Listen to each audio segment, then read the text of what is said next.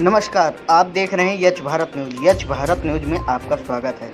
खबर है उत्तर प्रदेश के सुल्तानपुर से। सुल्तानपुर में बोले डिप्टी सीएम ब्रजेश पाठक, कमल पे वोट, अपराध पर चोट। मुख्तार की सज़ा पर कहा, हम अदालतों में कर रहे ठीक से पैरवी। डिप्टी सीएम ब्रजेश पाठक शनिवार को सुल्तानपुर पहुंचे। उन्होंने लम्भुआ नगर पंचायत व सुल्तानपुर नगर पालिका में भाजपा प्रत्याशियों के समर्थन में जनसभा को संबोधित किया। डिप्टी सीएम ने मंच से कहा कि कमल पर वोट, अपराध पर चोट। वहीं आज गाजीपुर में गैंगस्टर मामले में मुख्तार अंसारी को 10 साल की सज़ा पर उन्होंने कहा, हम सभी अदालतों में ठीक से पैरवी कर रहे हैं और उत्तर प्रदेश में कानून के राज को मिटाने नहीं देंगे। लम्भुआ में जनसभा को संबोधित करने के बाद डिप्टी सीएम का हेलीकॉप्टर सीधे सुल्तानपुर शहर के पुलिस लाइन में उतरा। यहां डीएम जसजीत कौर व एसपी सोमेन वर्मा ने प्रोटोकॉल के तहत उनका स्वागत किया। उसके बाद उनका काफिला शहर के तिकोनिया पार्क पर पहुंचा, जहां कार्यक्रम स्थल पर भाजपा जिलाध्यक्ष डॉक्टर आर्य वर्मा, भाजपा प्रत्याशी प्रवीण अग्रवाल आदि ने उनका भव्य स्वागत किया। मंच से लोगों को संबोधित करते हुए ब्रजेश पाठक ने कहा कि पहले उत्तर प्रदेश के बारे में कोई अच्छी चर्चा नहीं करता था। हमने उत्तर प्रदेश की अदालत में कड़ी पैरवी की है, एक एक माफिया के नेटवर्क को ध्वस्त किया है।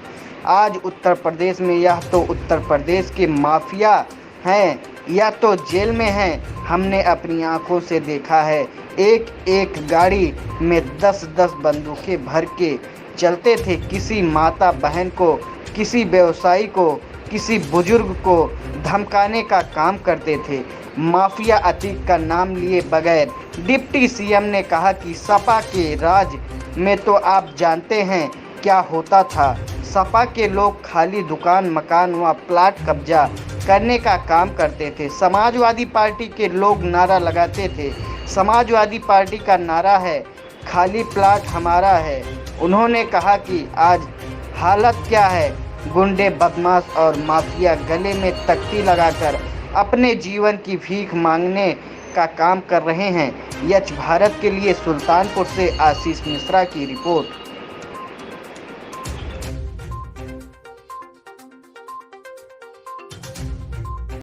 हम सभी अदालतों में ठीक से पैरवी कर रहे हैं और उत्तर प्रदेश में हर स्थिति में हम कानून के राज को मेंटेन अदालत के फैसले का स्वागत करते हैं और सभी अपराधियों में कड़ी पैरवी कर रहे हैं। सभी अदालतों में लग करके हमारे अभियोजन के वकील लगातार लगे हुए हैं और अपराधियों में आज कानून का भय है। हम स्वागत करते हैं, मुख्तार को 10 साल की जेल हुई है। अदालत के फैसले का स्वागत करते हैं और सभी अपराधियों में कड़ी पैरवी कर रहे हैं। सभी अदालतों में लग करके हमारे अभियोजन के वकील लगातार लगे हुए हैं और अपराधियों में आज कानून का भय है। की गरीब कल्याण योजनाएं जन जन तक पहुंची हैं और योगी जी का लाइन आर्डर जनता सराहना कर रही है। और सुल्तानपुर आने के बाद हमने देखा है हमारे जनप्रिय उम्मीदवार प्रवीण अग्रवाल जी प्रचंड बहुमत से जीतेंगे और हमारे सभासद के सभी प्रत्याशी भी जीतेंगे।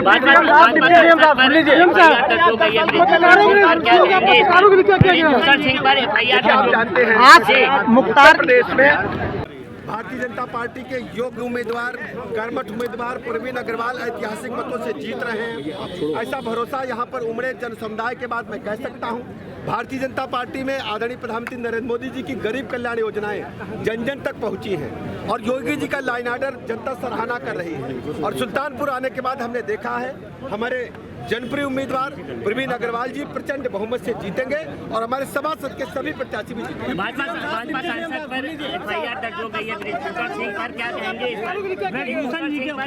आप जानते हैं उत्तर प्रदेश में भारतीय जनता पार्टी की सरकार, योगी जी की सरकार प्रदेश में कानून के राज को और मजबूत करेगी। हम सभी अदालतों में ठीक से पैरवी कर रहे हैं और उत्तर प्रदेश में हर स्थिति में हम कानून के राज को मेंटेन करेंगे। अदालत के फैसला का हम स्वागत करते हैं, अदालत के फैसले का हम स्वागत करते हैं, सम्मान। भाइयों कोई बात हो मैं बताना, हम तुम्हारे साथ हैं। सर आपने भ्रष्टाचार की बात की है, भ्रष्टाचार में इसी नगर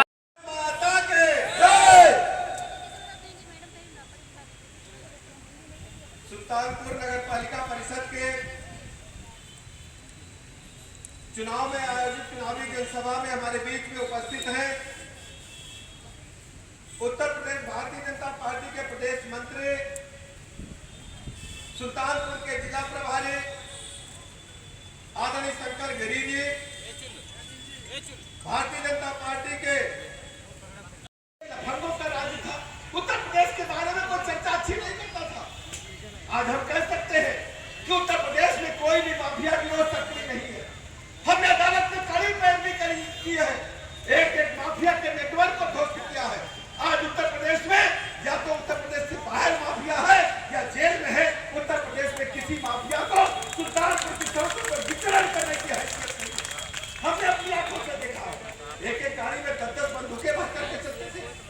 किसी ग्रामीण को, किसी बुजुर्ग को, किसी माता बहन को, किसी व्यवसायी को धमकाने का काम करते थे। और समाजवादी पार्टी के रिजीम में तो आप जानते हैं क्या होता था, सपा के लोग खाली दुकान, मकान, प्लाट कब्जा करने का काम करते थे। समाजवादी पार्टी के लोग नारा लगाते थे, समाजवादी पार्टी का नारा है खाली प्लाट हमारा। आज की हालत क्या है?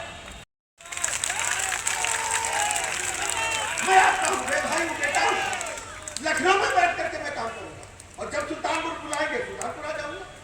प्रवीण अग्रवाल को ऐतिहासिक वोटों से जिता करके प्रदेश के इतिहास में बड़ी लाइन खींचने का काम करें।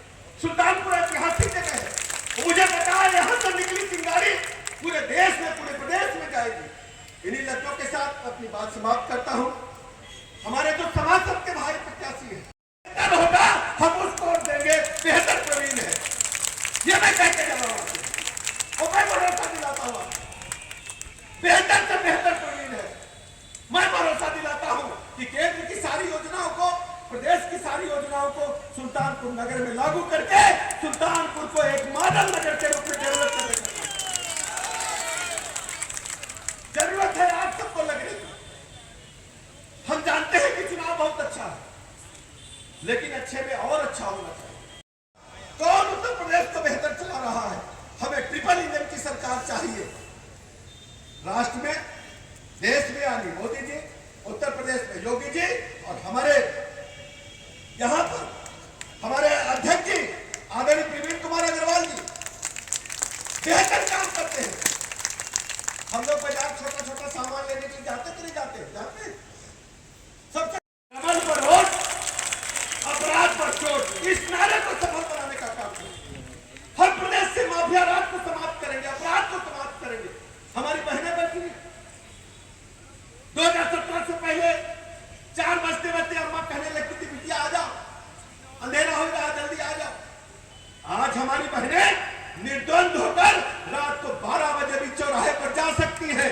किसी माई के लाल की हिम्मत नहीं है हमारी बहन की तरफ बुरी नजर से देखी।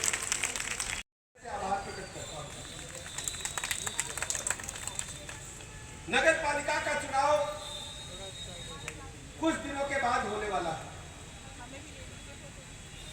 मतदान में हम वोट डालने के लिए जाएंगे तो कुछ तो तय करके जाएंगे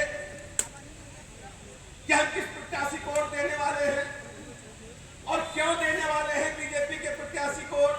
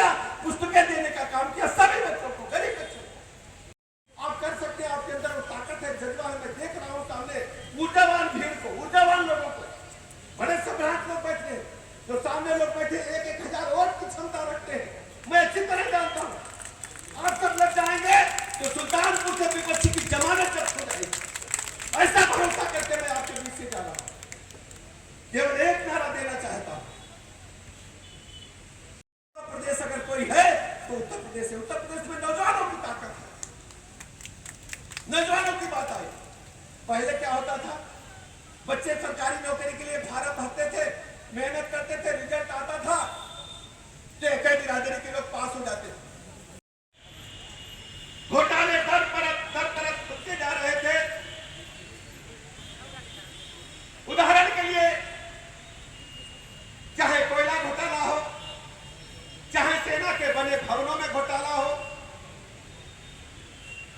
चाहे कॉमनवेल्थ के खेलों में घोटाला हो, चाहे 2G स्पेक्ट्रम घोटाला हो, केंद्र के ढेर सारे मंत्री भ्रष्टाचार के आंच में जेल के सीखे के पीछे थे।